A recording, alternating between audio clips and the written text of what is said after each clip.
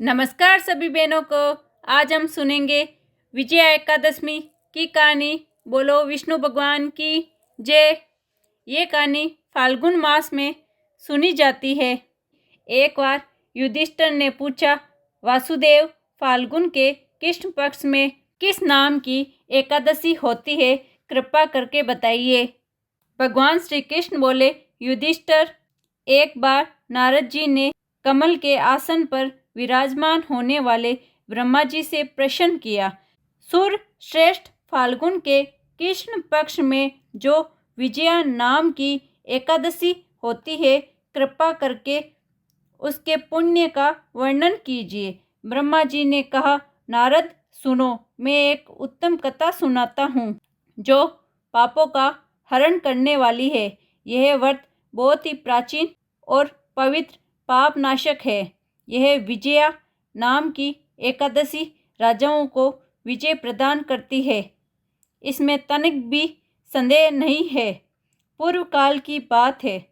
भगवान श्री रामचंद्र जी 14 वर्षों के लिए वनवास के लिए वन में गए। वहाँ पंचवटी में सीता और लक्ष्मण के साथ रहने लगे।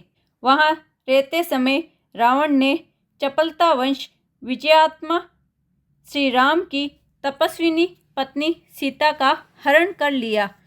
उस दुख में श्री राम व्याकुल हो उठे। उस समय सीता की खोज करते हुए वे वन में घूमने लगे।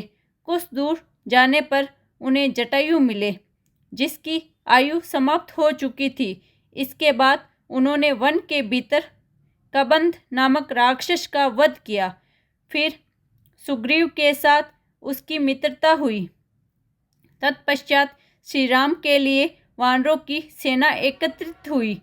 हनुमान जी ने लंका उद्यान में जाकर सीता जी के दर्शन किए और उन्हें श्री राम जी की चिन्ह स्वरूप मुद्रिका प्रदान की। यह उन्होंने महान पुरुषार्थ का काम किया था। वहाँ से लौटकर वे श्री रामचंद्र जी से मिले और लंका का सारा समाचार उनसे निवेदन किया।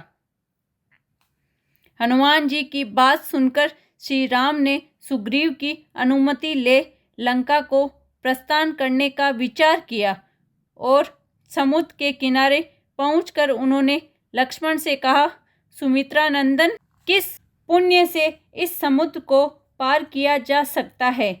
यह अत्यंत अगाध और भयंकर जल तंतुओं से भरा हुआ है। मुझे ऐसा कोई उपाय नहीं दिखाई देता जिससे इसको सुगमतापूर्वक पार किया जा सके। लक्ष्मण बोले, महाराज, आप ही आदिदेव हैं और पुराण पुरुष पुरुषोत्तम हैं। आपसे क्या छिपा है? यहाँ दीपक के भीतर बलकादालभ्य नामक एक मुनि रहते हैं। यहाँ से आधे योजना की दूरी पर उनका आश्रम है। रघुनंदन, उस प्राचीन मुनिश्रेष्ठ के पास जाकर उन्हीं से उनका उपाय पूछिए। लक्ष्मण की यह अत्यंत सुंदर बात सुनकर श्री रामचंद्र जी महामुनि बलकादालभ्य से मिलने के लिए गए। वहां पहुंचकर उन्होंने मस्तक झुकाकर मुनि को प्रणाम किया।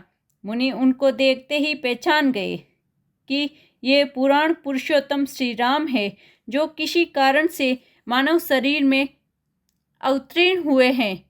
उनके आने से महर्षि को बहुत प्रसन्नता हुई। उन्होंने पूछा, श्री राम, आपका कैसे यहाँ आगमन हुआ? श्री राम बोले, ब्राह्मण, आपकी कृपा से राक्षसों सहित लंका को जीतने के लिए सेना के साथ समुद्र के किनारे आया हूँ। मुनि, अब जिस प्रकार समुद्र पार किया जा सके वह उपाय बताइए, मुझ पर कृपा कीजिए।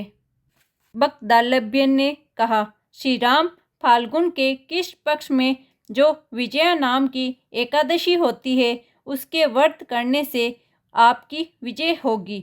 निश्चय ही आप अपनी वानर सेना के साथ समुद्र को पार कर लेंगे। राजन, अब इस व्रत की फलदायिनी विधि सुनिए। दशमी का दिन आने पर एक कलश स्थापित करें।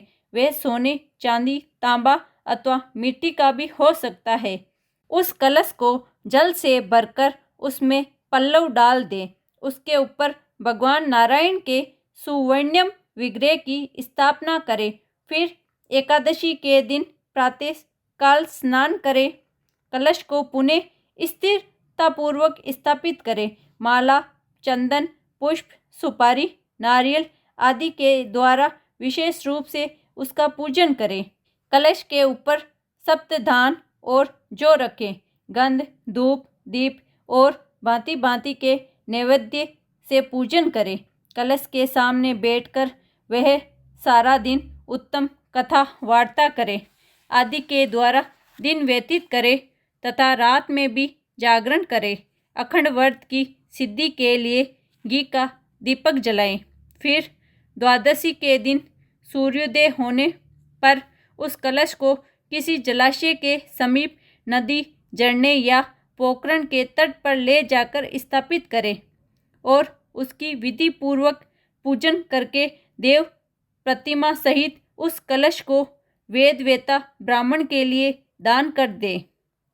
महाराज, कलश के साथ ही और भी बड़े बड़े दान देने चाहिए।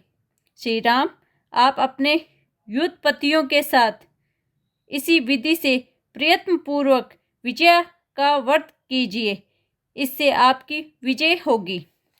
ब्रह्मा जी कहते हैं, नारद, यह सुनकर श्री रामचंद्र जी ने मुनि के कथा अनुसार उस समय विजया एकादशी का व्रत किया। उस व्रत के करने से श्री रामचंद्र जी विजय हुए। उन्होंने संग्राम में रावण को मारा, लंका पर विजय पाई और सीता को प्राप्त किया। बेटा, जो मनुष्य इस विधि से व्रत करते हैं उन्हें इस लोक में विजय प्राप्त होती है और उनका परलोक भी अक्षय बना रहता है। भगवान श्री कृष्ण कहते हैं, युधिष्ठिर, इस कारण विजया का व्रत करना चाहिए। इस प्रसंग को पढ़ने और सुनने से वाजपेयी यज्ञ का फल मिलता है। तो विजया एकादशी की जय। इसी प्रकार की कहानियों के लिए हमारे चैनल को सब्सक्राइब करें।